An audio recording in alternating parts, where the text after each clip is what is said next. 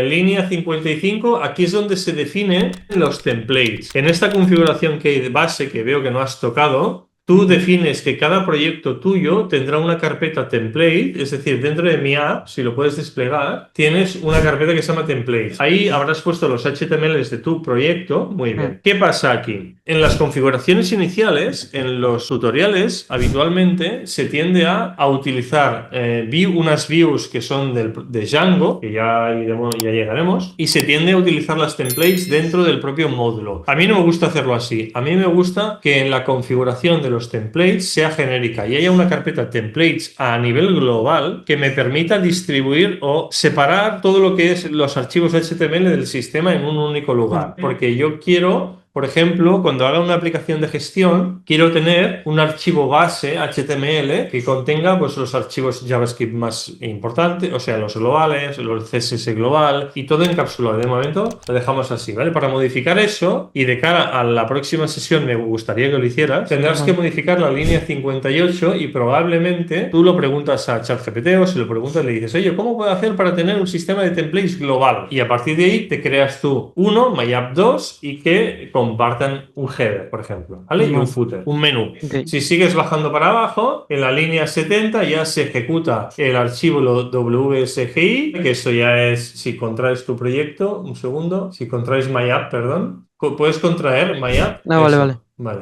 Ahí verás que es wsgi.py. Vale, sí. Y fíjate a la derecha que pone que el WSGI application, que es una variable, corresponde a mi proyecto.wsgi.application. Fíjate que aquí solo es mi proyecto. O sea, en el archivo de la izquierda solo es mi proyecto.wsgi.py. El punto application no está. ¿Cómo es capaz de localizarlo? La verdad que no lo sé. Vale, abre el archivo WSGI.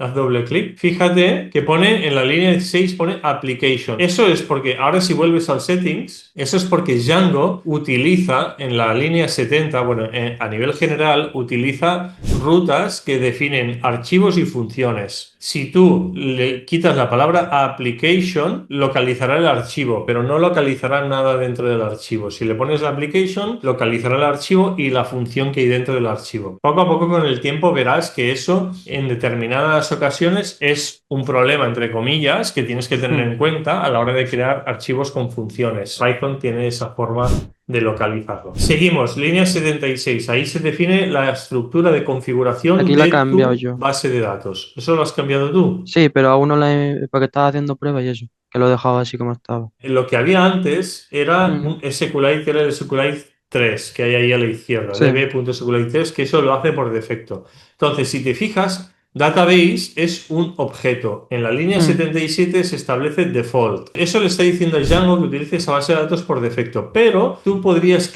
crear otras bases de datos adicionales y ponerles un nombre, de manera que tú, en tu propia aplicación, podrías estar conectando con bases de datos distintas. ¿Eso qué uso tiene? Bueno, depende. Yo no lo he hecho nunca. Bueno, lo hice una vez que necesité, que hubo un problema con una aplicación y tuve que restaurar una copia de seguridad, coloqué la base de datos de la CAP en el sistema, creé aquí una base de datos 2 de seguridad y lo que hice fue acceder a la base de datos de backup para ver si habían unos datos que se habían perdido y los coloqué en la nueva, o al revés, ahora no me acuerdo, ¿eh? Yo creo que partí de la de backup y trasladé la nueva información a la de backup, o al revés. Ahora no recuerdo lo que hice, pero creé un archivo, un script, un archivo .py que entraba en una y en la otra. Ya te explicaré en el futuro cómo se accede a la una a la otra. Verás que es extremadamente fácil, porque Django lo pone muy fácil. En cualquier caso, yo te recomendaría para tus pruebas hazlo, pero que empieces a trabajar con SQLite 3 simplemente para que la base de datos no sea uno de los problemas que no te deje avanzar, ¿vale? Ya llegaremos a eso, pero bueno, tú si quieres trastear, trastea. Pero deja la configuración de SQLite que había por defecto, deja en algún lugar código comentado, así se sabe. ¿Vale? Es decir, coges ese bloque, lo copias, lo pegas, dejas el del SQLite y lo pones en formato comentarios y así se sabe cuál estás usando. Sigue bajando un poquito, que creo que ya estamos al final. Estos son validados validadores, tampoco hace falta comentar mucho en ese sentido, se lo puedes preguntar a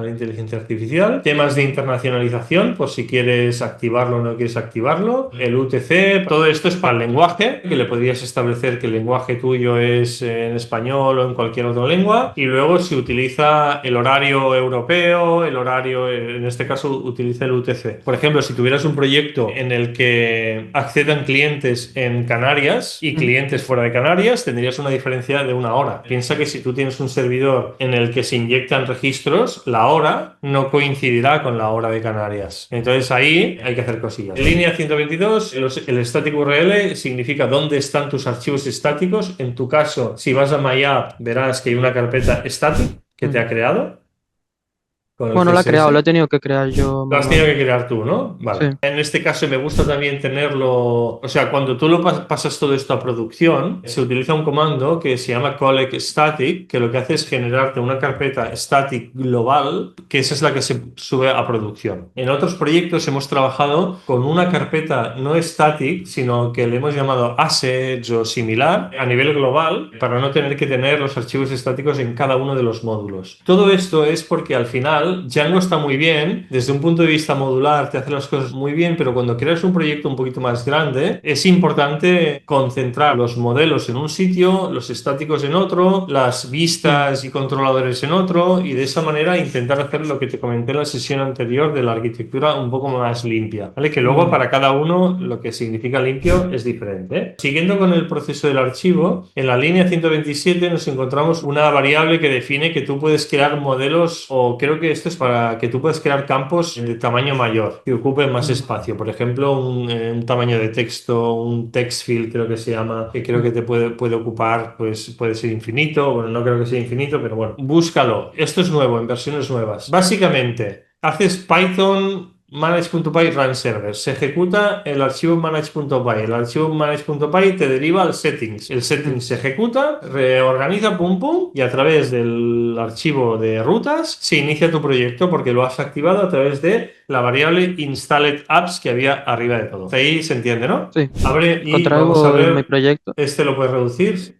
No. Abres MyApp y reduces el static y el templates. Nos vamos a las URLs.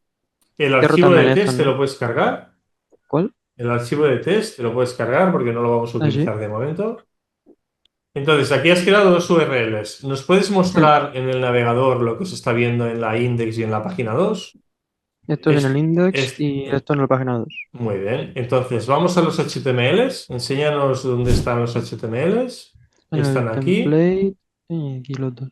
Vale, ¿cómo vinculas la URL a cada uno de los archivos HTML? Lo vinculo mediante el enlace y con este comando, pues le dice, conectas las URL mediante una configuración que tiene Django, que puedes poner directamente el porcentaje URL y entre comillas simples un nombre que se le pone curaría aquí en URLs, aquí, Muy y se bien. le pone este nombre. Eso quiere decir que poniéndole esa característica al template, directamente Mm, él reconoce esta URL sin necesidad de que tú tengas que sí, poner la URL exacta. Eso está muy bien. Hay que ser muy ordenado, ¿eh? Para cuando el proyecto crece, hay que ser sí, muy ordenado para que esos nombres tengan validez. Pero realmente vale mucho la pena porque tú podrías cambiar la URL y no mm, pasaría nada. Si tú ya, tienes en toda tu plataforma el nombre, por ejemplo, normalmente siempre está una vez, ¿eh? No suele estar muy propagado. Pero si estuviera muy propagada una página por lo que fuere, simplemente con cambiarle la URL no pasaría nada del proyecto porque el nombre no ha variado. Si cambias mm, el nombre, entonces tendrías que hacer un reemplazo de todos los nombres. Pero bueno, se vale. supone que en ese caso no hace falta. ¿Cómo localiza? Es decir, cuando se ejecuta la URL, ¿qué pasa? Con el views.index se mete en sí al views.python y entonces lo que le piden les da un return de que viene de aquí, de la página esta, de la URL, Vale, ¿no? ¿y qué es la línea uno? ¿Qué quiere decir? Eso que está importando lo de la librería que era, del Está render, importando una librería que se llama render. ¿Y esta librería qué sí. te permite? Hacer el siguiente comando, lo del render reques y my app index.html.